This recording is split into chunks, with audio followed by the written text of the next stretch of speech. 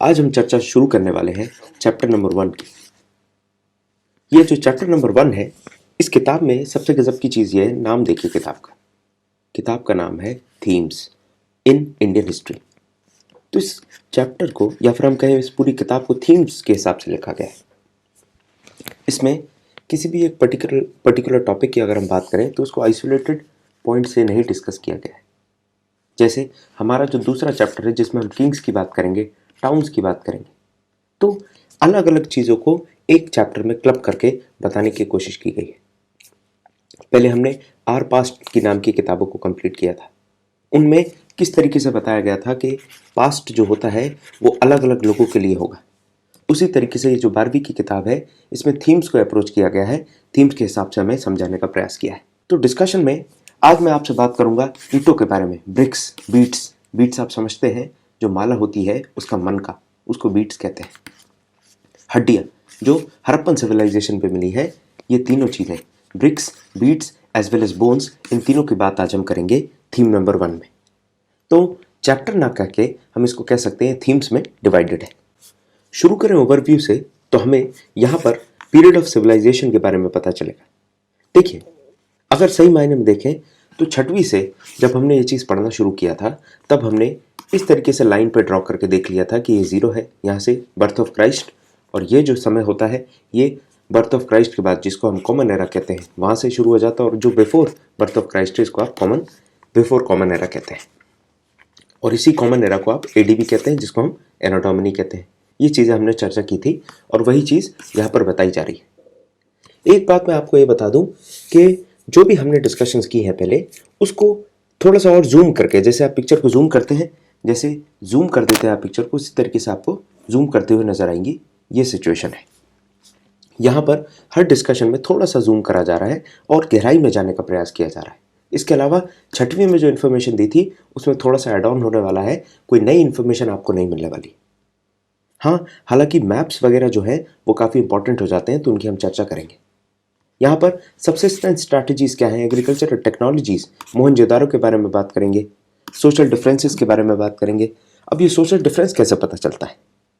आज के समय में आप देखेंगे तो आपका कोई फ्रेंड है, अगर वो ब्रांड का कोई कपड़ा पहना है, आप लोकल कपड़ा पहने हो, तो समझ में आता है हाँ, थोड़ा सोशियो इकोनॉमिक डिफरेंस है। शायद उसको ब्रांड के बारे में मालूम नहीं है या फिर वो ब्रांड खरीद नहीं सकता है। उसके बाद आप देखें, क्राफ्ट प्रोडक्शन की बात करी जाएगी। जिस भी तरीके की ज्वेलरी ले लीजिए आप या फिर पॉटरी ले लीजिए, ये सारी चीज़ों की चर्चा होगी। सील्स, स्क्रिप्ट्स और वेट। हर जगह आप सुबह से उठते हैं, मम्मी आपसे कहती हैं कि जाओ 1 लीटर दूध लेके आओ, तो आपके जीवन में जो वेट्स एंड मेजर्स हैं उनका शुरुआती दौर से ही, दिन की शुरुआत से ही कहीं ना कहीं कनेक्शन होता है।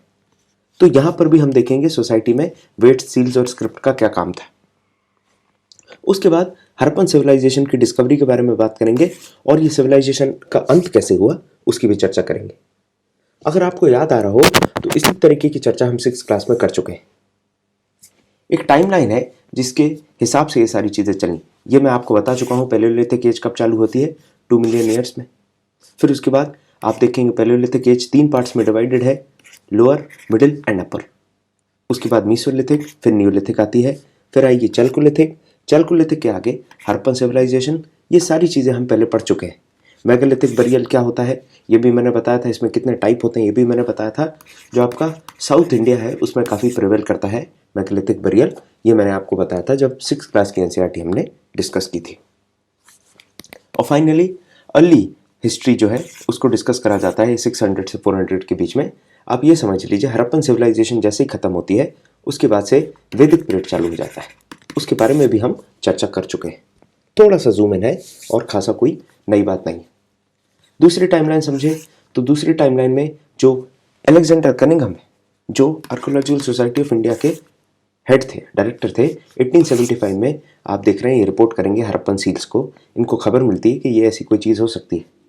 अब 1875 इसीलिए इम्पॉर्टेंट है क्योंकि आर्य समाज जो है वो भी एस्टैब्लिश किया गया था। यहाँ पर आप देखिए 1921 एक इंपॉर्टेंट डेट है। MS वत्स क्या करते हैं, हड़प्पन सिविलाइजेशन की खुदाई चालू करते हैं, एक्सकेवेशन चालू करते हैं।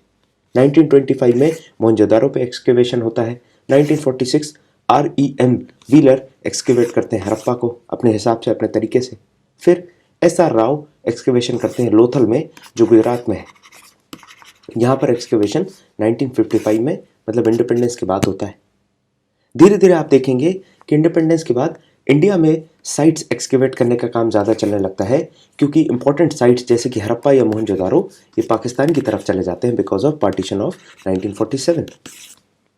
इस वजह से आप देखेंगे फिर इंडियन साइट्स पे काम करना शुरू किया जाता है। M.R. मुगल जो है वो भवालपुर में करेंगे एक्सकेवेशन, फिर इटालियन और जर्मन आर्कोलॉजिस्ट जो हैं वो मिलकर काम करना चालू करेंगे मोहनजोदारो का 1980s में। 86 में अमेरिकन टीम आती है, वो हड़प्पा में एक्सकेवेशन करेगी, और 1990 में एक्सकेवेशन होता है धोलावीरा में, जो आपको ये भी धोलावीरा भी आपको गुजरात में देखने मिलता है। तो ये सारी चीज़ें हम बीच बीच में ऐड ऑन करते जाएंगे।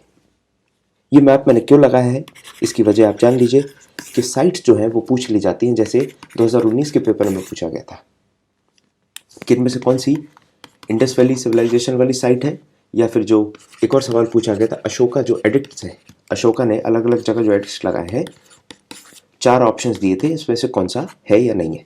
इसीलिए ये जगहें आपके लिए इंपॉर्टेंट हो जाती हैं, रिवर्स इंपॉर्टेंट हो जाती हैं, ये सारी चीज़ें आपको पता होनी चाहिए। जैसे यहाँ मोहनजोदारो इंपॉर्टेंट है, ये इंदस नदी जो इंदस नदी है वो इंपॉर्टेंट हो जाती है, कोट दिजी इंपॉर्टेंट है, चनुदारो इंपॉर्टेंट है, धोलावीरा इंपॉर्टेंट है, लोथल की लोकेशन देखिए ये इंपॉर्टेंट है क्योंकि यहाँ पर डॉकयार्ड पाए गई है। उसके अलावा आप देखें राखीगढ़ी, ये इंपॉर्टेंट हो जाता है, राखीगढ़ी, बनावली, कालीबंगन ऐसी लोकेशंस हैं जो पूछ ली जाती है। मान के चलिए कालीबंगन इस इन गुजरात बोल दिया, और अगर आपने मैप नहीं देखा है तो शायद आप उसको सही कर देंगे, लेकिन जो कालीबंगन है वो राजस्थान में है। उसी तरीके से राखीगढ़ी जो है वो हरियाणा में मिलेगा। ये जानकारी आपको मैप की लोकेशंस के हिसाब से आनी चाहिए। किसी भी तरीके से यूपीएससी आपसे पूछ सकती है, चाहे वो मैच द कॉलम के फॉर्म में पूछे या फिर और किसी तरीके से, तो उसके लिए मैप पढ़ना बहुत ज़रूरी हो जाता है। तो इस मैप को आप स्लाइड पॉज करके देख सकते हैं। अब हम बात करें, किसी भी चीज़ की स्टडी करनी है, सिविलाइजेशन तो अपने आप में एक बहुत बड़ी चीज़ हो जाती है। किसी भी सामान्य चीज़ की भी स्टडी करने के लिए हमें कुछ ना कुछ क्लूज़ की ज़रूरत होती है। अगर किसी भी क्लू की, मान के चलिए आपको एक इंसान के बारे में जानना है, आप उसके कमरे में जाते हैं, आप उसके कमरे में देखते हैं उसके जूते रखे हैं कमरे के बाहर, जूते में नंबर लिखा है 10। आपको समझ में आता है अगर ये 10 नंबर का जूता पहन रहा है मतलब इसकी लंबाई लगभग 5-9 से लेकर 6 फुट के आसपास हो सकती है। अजम्पशंस लगाना चालू करते हैं। फिर आप जाएंगे, आप देखते हैं उसकी टी शर्ट पड़ी है, टी शर्ट जब आप देखेंगे टी शर्ट में लिखा है XL, मतलब आपको समझ में आएगा हो सकता है ये जो बंदा है ये मोटा हो। इस तरीके से अजम्पशंस लगाए जाते हैं। फिर आप टी शर्ट का कलर देखिए, उसके पैंट का कलर देखिए, या फिर जो चीज़ें वो यूज़ करता है उसके पास अगर जग है या मग है, या फिर आप देखते हैं शराब की बोतल रखी है, तो आपको समझ में आएगा ये ड्रंकर है या फिर ये शराब पीता है। इस तरीके से धीरे धीरे छोटी छोटी चीज़ों से आप पता लगाते हैं किसी पर्सन के बारे में। अब इसी चीज़ को इम्प्लीमेंट करें एक सिविलाइजेशन में। किसी भी सिविलाइजेशन के बारे में अगर आपको जानना है, बात करें जैसे हड़प्पन सिविलाइजेशन की, तो उसमें इस तरीके की सीलें मिली हैं। अब इस चीज़ को जानने का बहुत अच्छा तरीका ये भी है कि ऋतिक रोशन की एक पिक्चर है जिसने ज़्यादा अच्छा बिजनेस तो नहीं किया था, लेकिन यूपीएससी की तैयारी में काफ़ी सहयोग देती है, मोहनजोदारो नाम से। उसमें इसी सील का जिक्र है, ये सील दिखाई गई उसमें। तो ये जो सील है ये मिलती है, और ये सील किस चीज़ की बनी है? ये स्टेटाइट की बनी है, एक प्रकार का पत्थर होता है उसकी बनी। अब ये सील जो है किस काम आती है ये हमें समझने की ज़रूरत है। इसमें एनिमल का मोटिव बना है, ये देखिए एक जानवर बना है यहाँ पे, साथ में यहाँ पर कुछ लिखा हुआ है लेकिन जो हमें नहीं समझ में आ रहा है। ऐसा लग रहा है जैसे मछलियाँ जैसी कुछ बनी है। ये आकृति अभी तक नहीं समझ में आई, ये जो स्क्रिप्ट है ये अभी तक अनडिसिप्लिन्ड है। सारी चर्चा हम पहले कर चुके हैं। 6वीं में हमने इस चीज़ की चर्चा की है, थोड़ा सा विस्तार इसमें इस चैप्टर में किया गया है, क्योंकि कुछ आर्कियोलॉजिस्ट की बात है, किस तरीके से इसको ढूंढा गया उस चीज़ की बात यहाँ पर है। जब कहीं किसी जगह लोग रहते हैं तो बड़ी गजब की चीज़ आप देखिए कि मकान बनाना पड़ेगा उनको। अब मकान बनाएंगे तो मकान में वो खाना भी पकाएंगे, खाना पकाएंगे अगर वो, तो उसके लिए उनको बर्तन चाहिए। फूड हो गया तो फूड के लिए पॉट चाहिए। अब बर्तन बनाने के लिए भी उनको टूल्स चाहिए, और मान के चलिए अगर वो एग्रीकल्चर कर रहे हैं तो उनको टूल्स की ज़रूरत पड़ेगी फसल काटने के लिए, या फिर अगर वो जानवर का शिकार कर रहे हैं तब भी उनको टूल्स एंड वेपन्स की ज़रूरत होगी। साथ में ऑर्नामेंट्स भी पहने के, कुछ आभूषण होंगे वो पहनने का भी चलन होगा। सील्स भी रखी जाएंगी। सील का क्या काम होगा?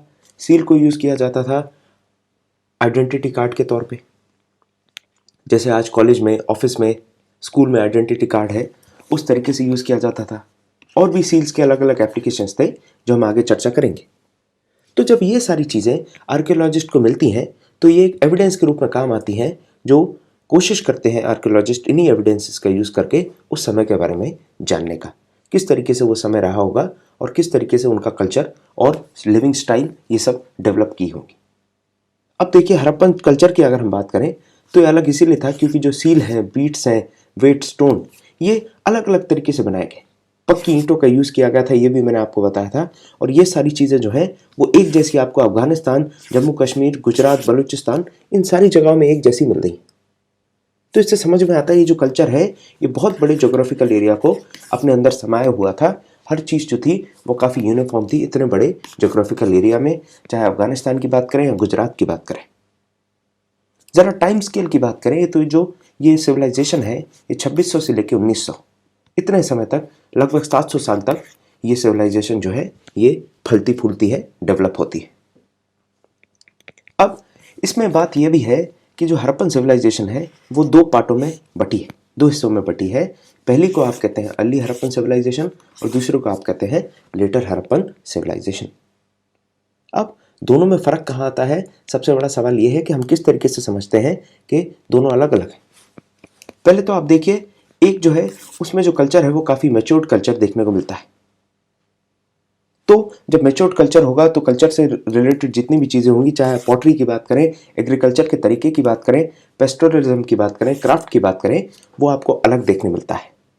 और लेटर हड़प्पन टाइम्स में आपको ये चीज़ें डिटेरेट होती मिलेंगी, कमज़ोर होती मिलेंगी, और नई नई जो बिल्डिंग्स हैं, क्राफ्ट्स हैं, इन सब के एविडेंसेस कम मिलने लगेंगे या फिर लोअर क्वालिटी के मिलने लगेंगे। फिर से मैप पे नज़र मारिए, ये इंपॉर्टेंट जगह है जो बहुत इंपॉर्टेंट हो जाती है हमारे एग्जाम पॉइंट ऑफ व्यू से। कहाँ पर अर्ली हड़प्पन सिविलाइजेशन है, अर्ली हड़प्पन ऑक्यूपेशन है, इसके बारे में यहाँ पर पता है। अमरी नल हो गया, दम सदात है, कोट दिजी मैंने पहले भी बताया, और सीसवल। लोकेशंस को आज के इंडिया में आप इमेजिन करने का प्रयास करें। यहाँ पर भी, गुजरात में भी आपको लोकेशंस दिख रही हैं। कुछ लोकेशंस आज पाकिस्तान में, हरियाणा और राजस्थान में आपको देखने मिलती हैं। तो इस तरीके से लोकेशंस बटी हैं।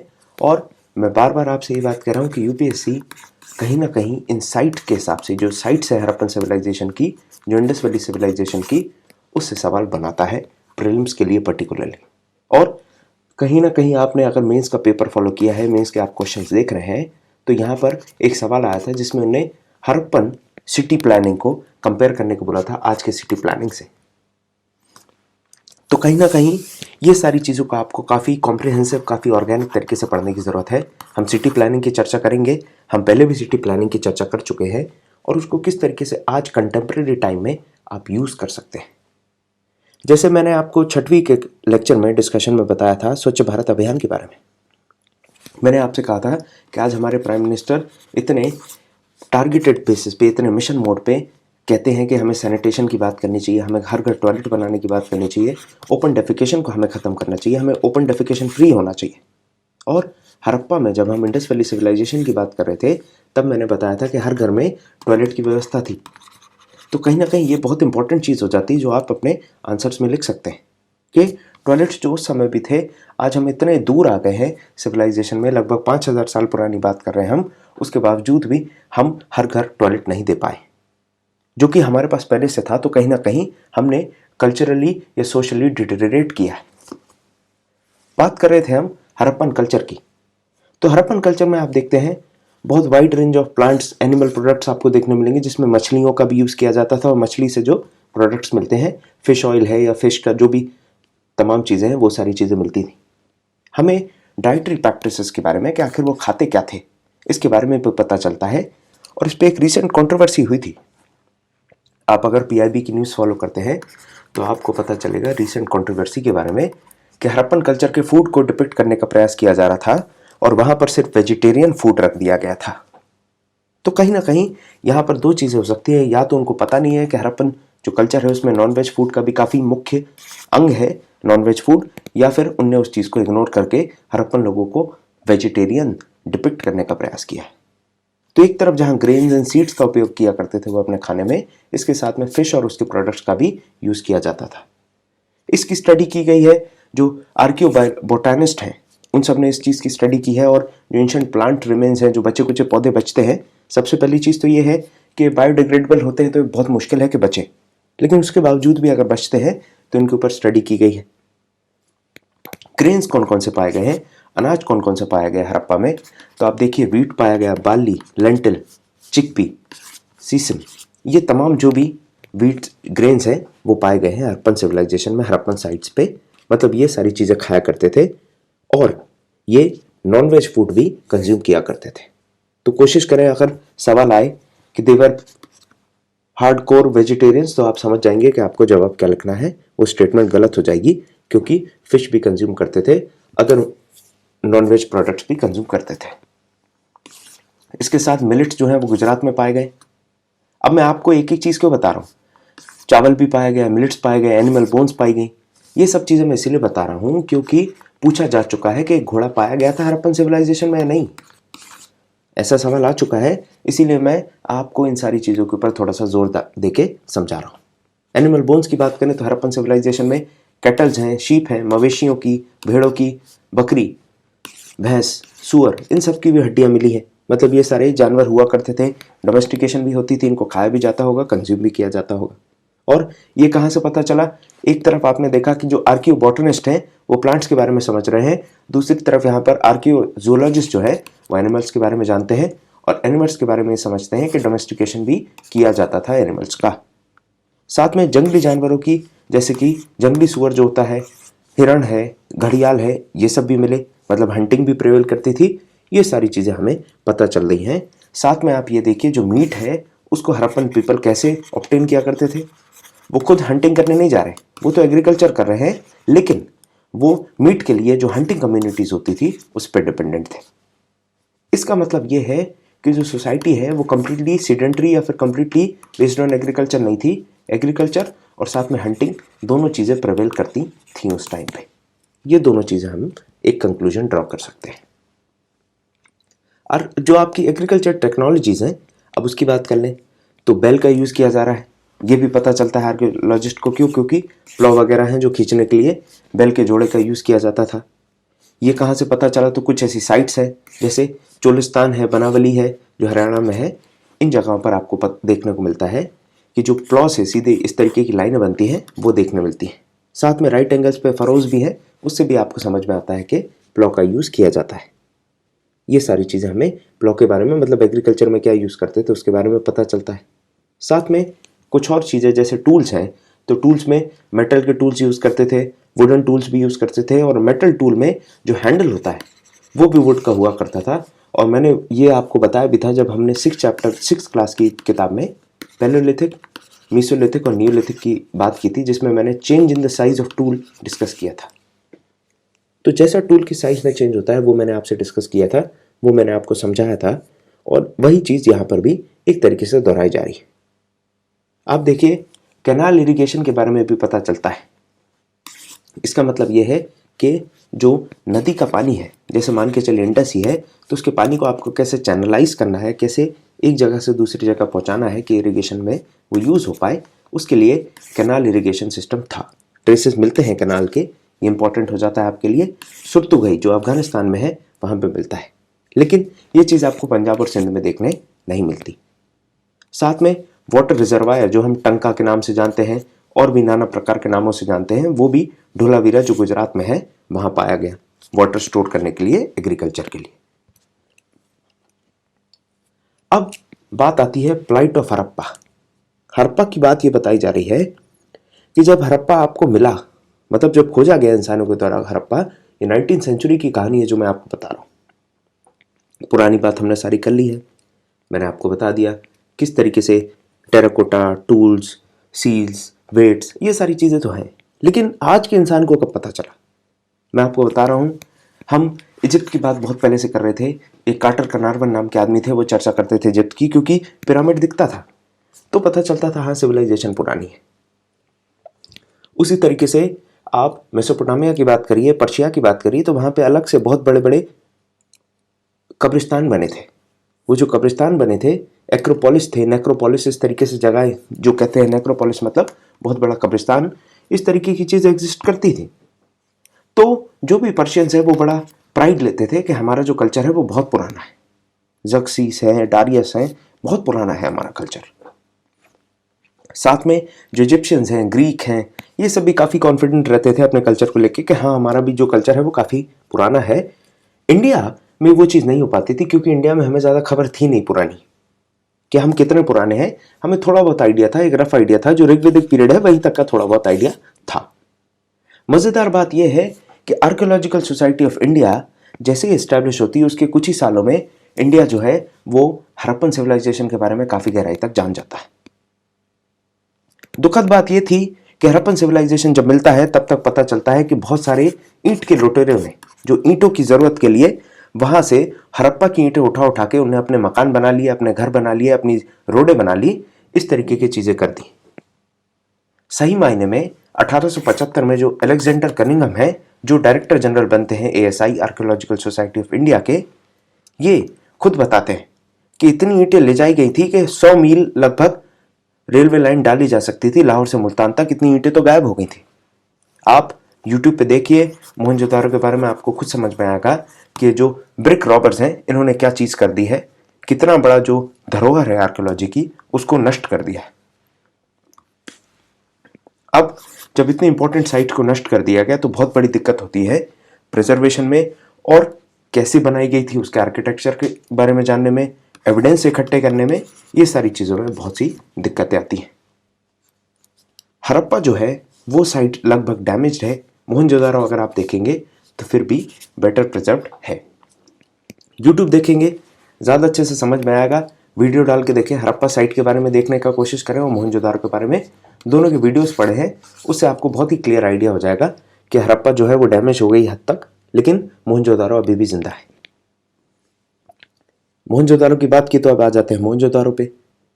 ये चीज़ मैं आपको पहले बता चुका हूँ, बहुत अच्छे से हमने विस्तार से डायग्राम से हमने समझने का कोशिश किया था कि जो सोसाइटी है उसमें कहीं ना कहीं डिफरेंसेस थे।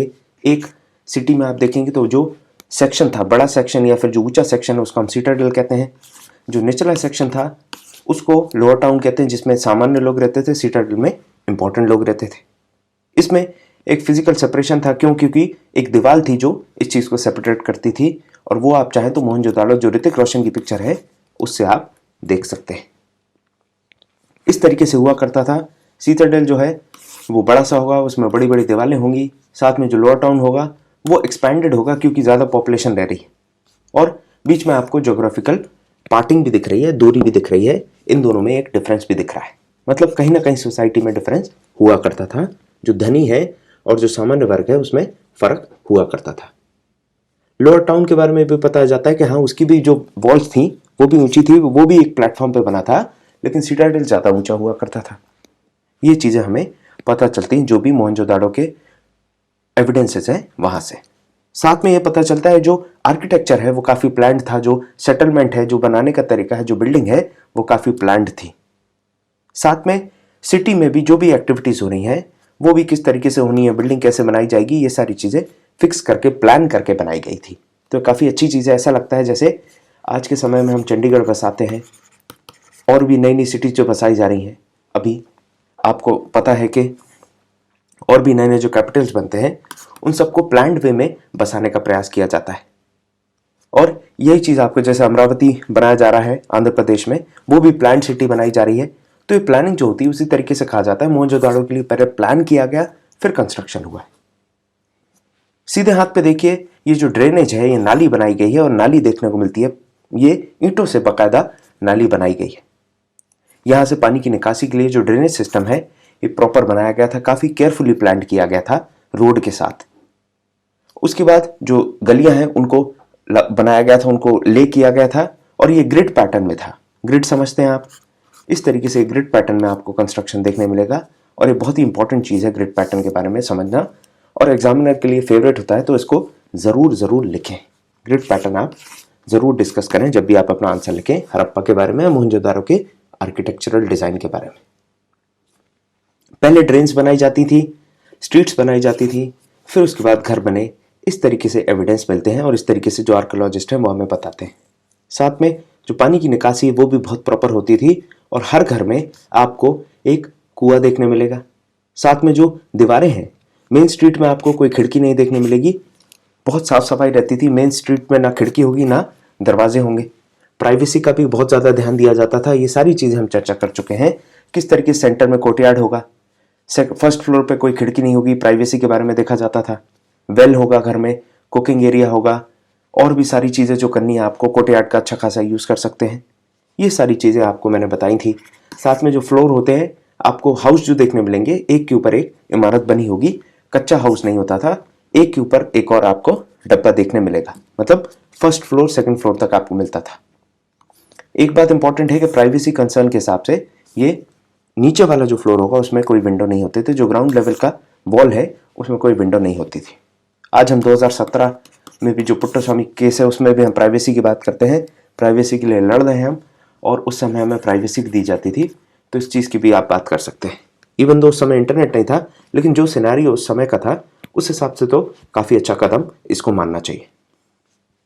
एंट्रेंस की बात करी जाती थी, तो ये भी मैंने आपको बताया कि किस तरीके से एंट्रेंस थी, कि डायरेक्ट एंट्रेंस नहीं होगी। आपको जो इंटीरियर है घर का उसमें आपकी डायरेक्ट एंट्रेंस नहीं होगी। कोई भी आएगा तो उसकी एंट्रेंस एक कमरे में होगी, और उसके बाद वही जैसे पुराना सिस्टम है कि डायरेक्ट एंट्री नहीं होगी, आपका लिविंग रूम में रहेंगे। फिर उसके बाद अगर आपका कोई क्लोज एक्विंटेंस है तो वो आपके घर के बाकी कमरों को एक्सेस कर सकता है। इस तरीके का डिज़ाइन था। बाथरूम की हमने चर्चा की थी कि ईंटों के द्वारा, जो पक्की ईंटें हैं उनसे बनाया गया था, साथ में उसको खोल के साफ करने की भी व्यवस्था थी। स्टेयरकेसेस आपको देखने मिलेंगी। दूसरे माले पे अगर आपको जाना है तो उसके लिए बाकायदा अच्छी खासी स्टेयरकेस थी। सेंटर में मकान में आपको एक कुआं मिल जाएगा, तो पानी की व्यवस्था थी, और सारी व्यवस्थाएं आपको देखने मिलेंगी। काफ़ी प्लान तरीके से बनाया गया था। जो वेल होगा उसकी भी पोजीशन इस तरीके से रखी जाती थी कि अगर कोई बाहर से भी आ रहा है तो उसके लिए वो एक्सेसिबल रहे, उसको मकान के अंदर तक ना आना पड़े, इस तरीके की पोजीशन। जैसे आज के समय में आप देखेंगे जो सेप्टिक टैंक वगैरह बनाए जाते हैं, वो भी काफ़ी प्लान्ड तरीके से आर्किटेक्चर में जो बनाते हैं आर्किटेक्ट, वो काफ़ी प्लान तरीके से उसको पोजीशन करते हैं, ताकि बाय चांस आपका अगर टैंक साफ ना हो पाए, चोक हो जाए, कोई प्रॉब्लम हो, तो उसको साफ करने में ज़्यादा दिक्कत ना आए। उसी तरीके से यहाँ पर वाटर वेल को ऐसे पोजीशन किया जाता था कि इजीली बाहर से उसको एक्सेस किया जा सके। तो ये जनरल बात हम समझ चुके हैं, पहले हम पढ़ चुके हैं, इसका एक तरीके से रिवीजन ही मानिए। अब हम बात करते हैं सिटाडेल की। तो सिटाडेल जो है वो एक ऊंचे प्लेटफॉर्म पर बनेगा, साथ में उसकी जो चारों तरफ की दीवारें होंगी वो भी काफ़ी ऊंची होंगी, सेपरेटेड होगा। फिजिकल सेपरेशन के बारे में तो मैं आपको बता ही चुका हूं। साथ में इसमें आपको मिलेंगे वेयर हाउस देखने के लिए। अब देखिए अपर पोर्शन जो है उसमें आप देखें तो बहुत सारा जो अपर पोर्शन है अब वो आपको देखने नहीं मिलता है। वो क्यों नहीं देखने मिलता है, इसका कारण यह है कि हो सकता है वो लकड़ी का बनाया गया होगा जो समय के साथ बेकार हो गया, समय के साथ उसको दीमक ने डिग्रेड कर दिया। इसके साथ एक बहुत ही इंपॉर्टेंट कंस्ट्रक्शन, एक बहुत ही इंपॉर्टेंट बिल्डिंग जो मोहनजोदारो की है, जिसके बारे में हम पहले चर्चा कर चुके हैं, वो है द ग्रेट बाथ। ये सेरेमनी के लिए यूज़ की जाती थी। इसका डिज़ाइन देख लीजिए, ये रेक्टेंगुलर टैंक जैसा है। इसमें वाटर सीलिंग का भी यूज़ किया गया है। साथ में इसको साफ करने के लिए पानी कैसे इसका बाहर निकलेगा, उसके ड्रेनेज सिस्टम को भी इंश्योर किया गया है।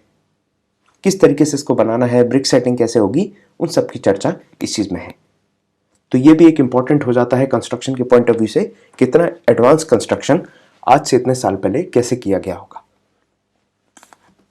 वाटर जो है वो टैंक से बड़ी नाली से होते हुए बाहर निकल जाता था। इस तरीके से आप वाटर को साफ करते हैं। साथ में आप देखेंगे तो छोटी छोटी बिल्डिंग्स भी बनाई गई थी, 8 बाथरूम बनाए गए थे, और भी कॉरिडोर था, और ये जो ड्रेन्स थी वो सब बाथरूम की ड्रेन्स जो है वो मेन ड्रेन से कनेक्टेड थी ताकि उनको साफ किया जा सके, और वो तमाम चीज़ें अच्छी व्यवस्था बनाई गई थी। क्योंकि इसको यूज़ किया जाता था सेरेमोनियल पॉइंट ऑफ व्यू से, इसीलिए स्ट्रक्चर इंपॉर्टेंट हो जाता है। रिचुअल बाथ के लिए इसको यूज़ किया जाता था। मेन तो आपको याद रखना है ग्रेट बाथ किस चीज़ के लिए यूज़ किया जाता था, वो यूज़ किया जाता था स्पेशल जो रिचुअल बाथ होते हैं उनके लिए। एक तो स्ट्रक्चर अपने आप में यूनिक है, कपड़े बदलने के लिए भी व्यवस्था थी, नहाने के लिए भी अलग से, अगर आप बाथरूम है बाथरूम में भी आप नहा सकते हैं, उन सब चीज़ों की व्यवस्था थी, प्रॉपर ड्रेनिंग की व्यवस्था थी, ये सारी चीज़ें थी। वाटर सीलिंग था, टैंक को साफ करने की व्यवस्था थी, और यूज़ किया जाता था इसको स्पेशल रिचुअल्स के दौरान ही। अब हम आ गए हैं एक और इम्पॉर्टेंट सेक्शन पे, जो है सोशल डिफरेंसेस के बारे में बात करना। याद करिए मैं आपको ओवरव्यू के समय ही बता रहा था कि कहीं ना कहीं ब्रांड्स की बात कर रहा था। के दो ब्रांड्स हैं, अगर आपके दोस्त को पता नहीं है तो शायद उसके पास ना हो, या वो खरीद ना पाए तब उसके पास ना हो।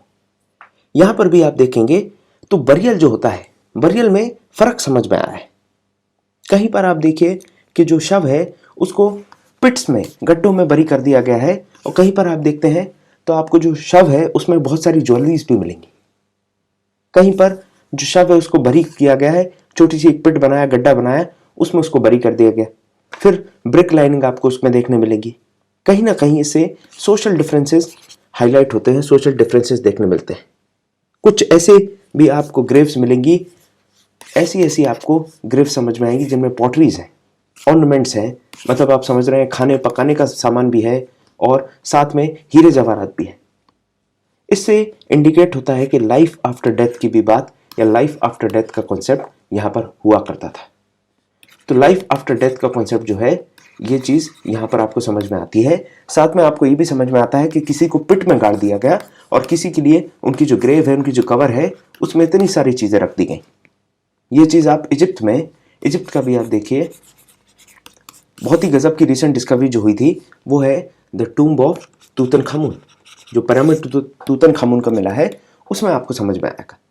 सामान आदमी का तो बरियल हुआ नहीं हुआ पता नहीं चलता, लेकिन जब किंग का बरियल होता है तो उसके साथ आपको चैरियट भी देखने मिलेगा, खाने पीने का सामान, पहनने का कपड़ा और सोना चांदी। ये क्यों? क्योंकि कहीं ना कहीं लाइफ आफ्टर डेथ की बात या जो कॉन्सेप्ट है वो वहां पर भी था, इजिप्ट में भी था, और वो हड़प्पा में भी हमें देखने मिलता है। इसके साथ में सोशल डिफरेंसेस भी देखने मिलते हैं कि एक तरफ जो अमीर है वो सारी व्यवस्थाएं करके दे रहा है, और जो गरीब है वो एक गड्ढे में गाड़ दिया जा रहा है। महिलाओं के लिए भी ज्वेलरीज वगैरह जो है वो ज्वेलरी मिलती है। तो मेन और विमेन दोनों ही ज्वेलरी पहना करते थे, ये मैंने आपको बताया भी है। याद करिए, मैंने एक दादाजी की फोटो दिखाई थी आपको, वो भी कहीं ना कहीं ज्वेलरी पहने थे। तो इससे हमें समझ में आता है कि हाँ, मेन और विमेन दोनों ज्वेलरी पहना करते थे। अब ये कैसे पता चला? तो हड़प्पा में 1980s में जब एक्सकेवेशन हुआ था तब ऑर्नामेंट्स पाए गए, कुछ ज्वेलरीज पाई गई, जैसे अंगूठियाँ, शेल रिंग्स जो होती हैं, शेल रिंग्स पाई गई। एक पत्थर होता है जैस्पर, वो भी पाया गया। साथ में बीड्स जो मन के होते हैं, जैसे माला में होते हैं ना गोले गोले जैसे, वो पाए गए। माइक्रो बीड्स भी पाई गई छोटी छोटी, जो मेल स्कल है उसके पास पाए गए।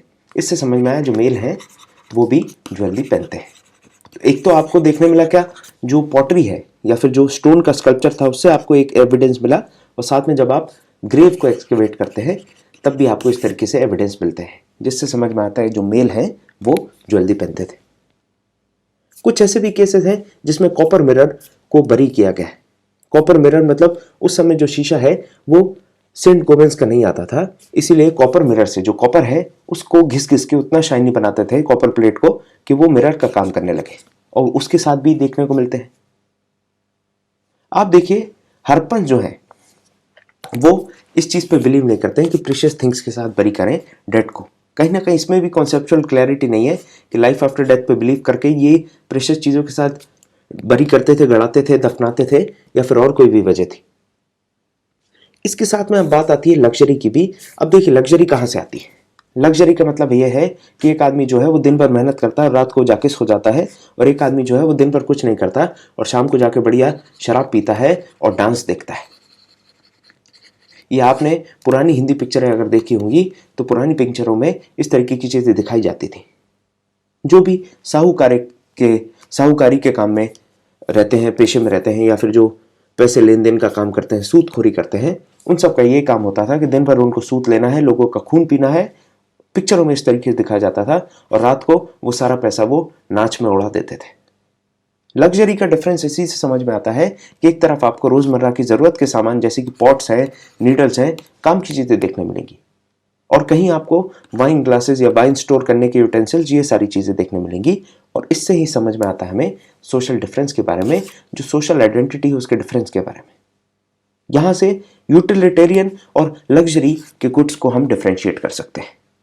मान के चलिए, अगर आप मुझसे कहें कि मुझे 1 किलोमीटर के डिस्टेंस जाने के लिए एक साइकिल की जरूरत है, 1 किलोमीटर कोई ज्यादा डिस्टेंस नहीं है, आप साइकिल चला के जा सकते हैं। फिर आप मुझसे कहें कि मुझे 1 किलोमीटर के डिस्टेंस के लिए एक लैम्बोर्गिनी चाहिए। जिनको नहीं पता मैं बता दूं, लैम्बोर्गिनी गाड़ी का नाम है जो काफी महंगी है, करोड़ों की गाड़ी है, उसका नाम लैम्बोर्गिनी है। तो जब मैं आप जब मुझसे साइकिल की बात करते हैं तो वो एक यूटिलिटेरियन अप्रोच है कि हाँ, आपको काम है, आपको साइकिल की ज़रूरत है, दरकार है। लेकिन जब आप कहते हैं लैम्बोर्गिनी तो कहीं ना कहीं वो एक लग्जरी के पॉइंट ऑफ व्यू से देखा जाता है।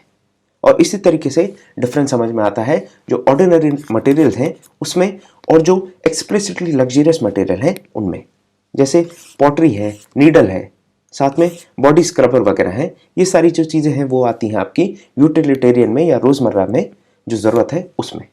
इसके अलावा ज्वेलरी देख लीजिए आप, ज्वेलरी है या फिर जो कॉस्टली शाइनी वेयर्स हो गए, जो आपके बर्तन है, शाइनी बर्तन हो गए, ये सारी जो चीज़ें हैं ये कहाँ पर आ जाएंगी, ये महंगी चीज़ों में आएंगी, ये लग्जरी में आ जाएंगी। क्यों क्यों आएंगी लग्जरी में? क्योंकि ये लोकल आइटम से नहीं बनाई जा रही। आप कहते हैं ना, कुछ ऐसे भी रिश्तेदार होते हैं या फ्रेंड्स होते हैं, वो कहते हैं मैं तो हर चीज़ इंपोर्टेड यूज़ करता हूँ, इंपोर्टेड परफ्यूम यूज़ करूँगा मैं, इंपोर्टेड ज्वेलरी पहनूंगा मैं, इंपोर्टेड बर्तन यूज़ करूँगा, इंपोर्टेड कपड़े यूज़ करूँगा। तो ये जो इंपोर्टेड है इनकी खासियत ये है कि ये लोकल मटेरियल से नहीं बनेंगे, साथ में इनको बनाने का जो तरीका होगा वो भी काफ़ी कॉम्प्लिकेटेड होने वाला है। इस वजह से इनकी जो ओवरऑल वैल्यू है वो काफ़ी बढ़ जाती है और ये जो वैल्यूएबल मटेरियल है ये बहुत ही लिमिटेड लोग इस चीज़ को परचेस करने का, ये जो परचेसिंग पावर है बहुत ही कम लोगों में रहने वाला है। और यहाँ पर आप देखिए जो सेटलमेंट्स है इसमें यही चीज़ ऑब्जर्व करने वाली है, चाहे आप मोहनजोदारो की बात करें, हड़प्पन की, सोशल डिफरेंस आपको देखने मिलते हैं।